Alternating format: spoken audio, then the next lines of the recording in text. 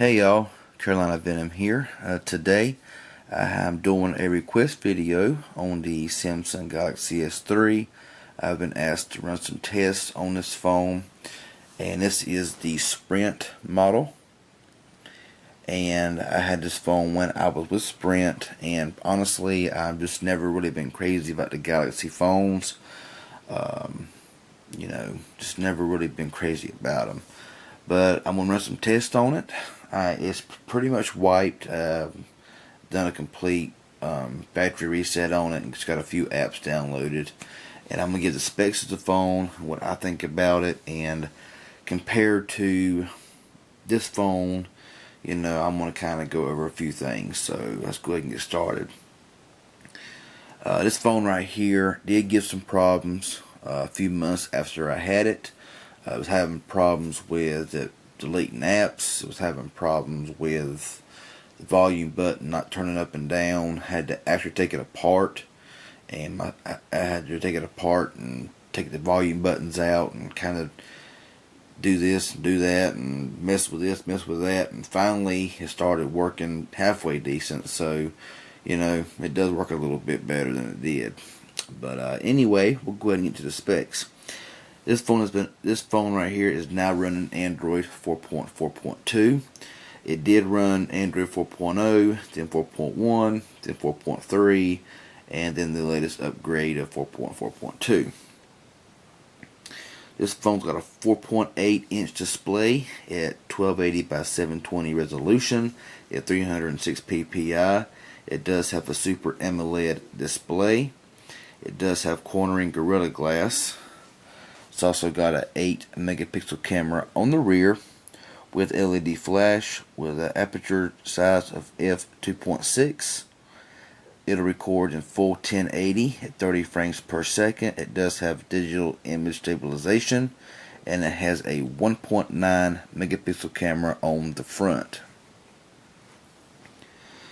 This phone has a 1.5 gigahertz dual-core Snapdragon S4 Plus processor with 2 gigabytes of RAM. This one here is the 16 gigabyte model, and it will support up to a 64 gigabyte micro SD card. It's got a 2100 milliamp hour battery with estimated 9 hours of talk time. This is a LTE device. It's got 2 gigs of RAM, and that's really nice. It's got NFC. It's got an HDMI connector for TV outs, and it's a really nice phone, really nice specs. But does it measure up? So, when you compare this phone here, and also I may make a separate video on this, but I'm going to go ahead and mention it here as well. There is certain phones that you can bring from Sprint to Boost Mobile, and I finally found it here just a minute ago, so I'm gonna go ahead and get into that right now before I forget. Now you're not just going to simply have a Sprint phone like this here, just not activated or anything, and put in the ESN number online or call Boost Mobile to activate it and give them the ESN number and expect it for it to work. I've called Boost Mobile, and they told me that I have to take this phone here into a Boost Mobile store. They go in there and put some kind of code in there, and they'll unlock it to use it on Boost Mobile. I'm not sure if there's a charge for it. I would not doubt it, because they're going to charge you for everything, even if it's just for a code. But the only downside of using a Sprint device is LTE on Boost Mobile is the fact that some features, from what I've heard, does not work. I don't think the MMS messaging works to receive pictures or send pictures, and the biggest downfall is I don't think you can use LTE service, and that's one of the biggest downfalls. If you really don't care about LTE service, and you have a Galaxy S3 on Sprint, and you have Boost Mobile or going to Boost Mobile, then from what I've heard from the Boost customer care representatives is that you can go into a Boost store, they can unlock the phone, you can activate it on your Boost Mobile phone or Boost Mobile account, and you're ready to roll. And here is a list of just a few I'm not going to list all of the phones. I'm on the Boost Mobile website. It took me forever to find it. But it says activate a Sprint phone on Boost Mobile today. And it says which Sprint phones can I use on Boost? And some of them are the HTC Evo 3D, HTC Evo 4G, the Evo Shift 4G, HTC Hero, LG Optimus S, Samsung Epic 4G, Epic 4G Touch, Samsung Galaxy S3 and 32GB, the Galaxy S4, Galaxy S4 Mini, the Intercept, the Moment, just to name a few. A lot of them just has different names, like the SPH M220. So I'm not gonna. And there's a bunch of phones that you can use, but of course it's not going to be every phone. Most of them are LG or Samsung. So I thought I'd go ahead and share that along. I may actually make a separate video saying that just so people will know. But I'm going to plan on going today here later on and see what it costs to unlock the phone and just see how it does work. I got this phone here and the Evo 4G, so hey, might as well get them both unlocked. But anyway, back to the Galaxy S3. I've never really been too crazy about the Samsung Galaxy phones. I just never have been. But I'm going to take you around the phone. I like the screen size, 4.8 inch. Your front-facing camera, your speaker here. Here is your home button. Your menu buttons over here. Back buttons here on the bottom. Is your micro USB charging port. On the side is your volume rocker. On top is your 3.5mm headset jack. Power button on this side. Of course, you got your speaker back here, camera, and your flash. And that's about it.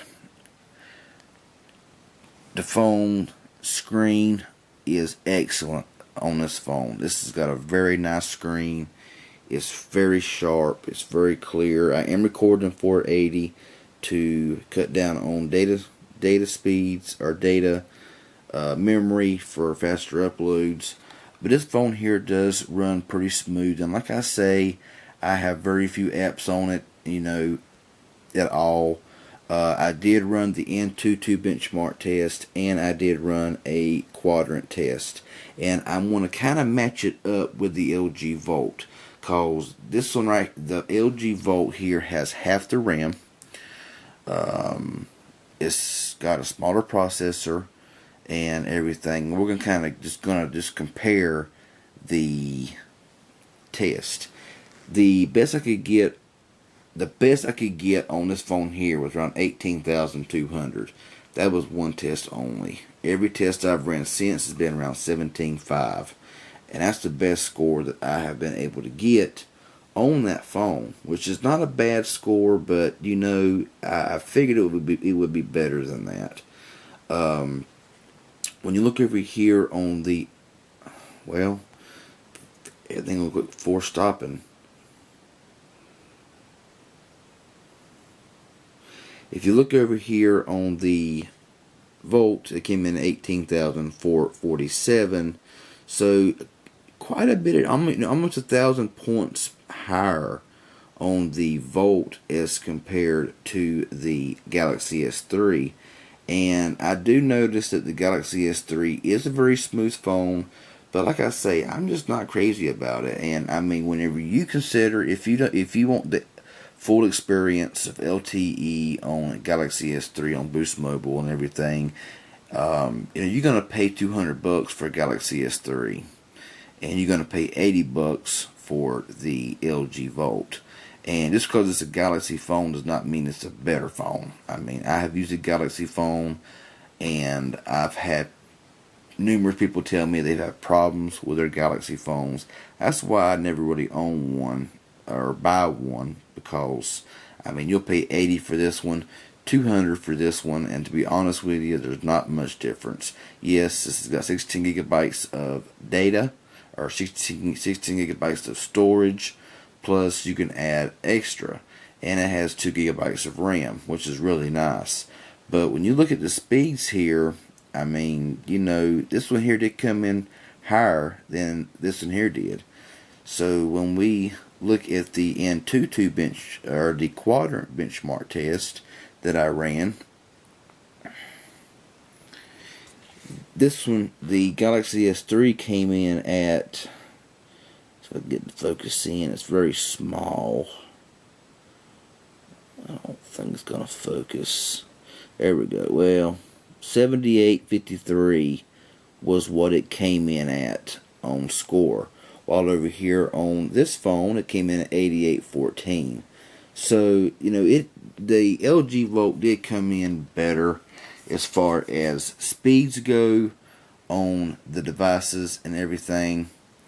But, you know, this is just kind of a comparison between the Volt and the Galaxy S3, because the Galaxy S3 is much more expensive, but it is a nice phone. The camera is nice and everything, and there's really not much else I can say about it. Like I said, it has been upgraded or updated to Android 4.4.2, and this is the only phone that I've seen with a menu like this. Every one that I've seen with 4.4 just has the ordinary menu setting, but this has got different settings here for your accounts, your applications, about phone, everything. It's just all in different areas.